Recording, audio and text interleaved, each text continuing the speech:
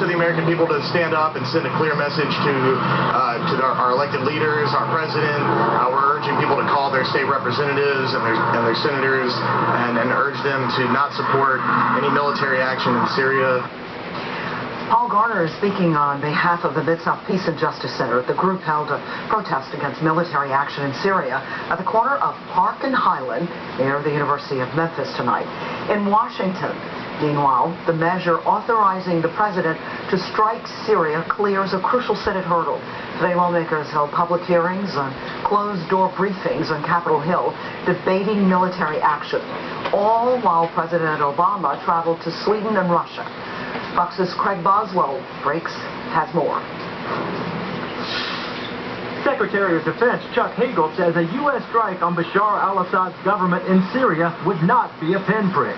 This would be a significant strike that would, in fact, degrade his capability. The Obama administration wants to launch a limited military assault on the Assad regime for allegedly gassing more than 1,400 civilians, many of them children. While the president's top national security advisors answered questions before a House panel in an effort to receive congressional approval, a Senate committee began refining the language of a resolution authorizing military force. The world cannot and will not tolerate the use of chemical weapons anywhere. It also sets a 60-day deadline with a 30-day extension for military intervention and bars any American ground forces in Syria. This will indeed be a war, hopefully a war that won't include casualties on our side. While in Sweden, on the first day of a 3-day trip, President Obama began seeking more international support for military action, and he called out Russia for blocking any UN action against Syria. It has been very difficult to get Russia working through the Security Council to acknowledge some of the terrible behavior of the Assad regime. The Defense Secretary today estimated the cost of military strikes in Syria at tens of millions of dollars.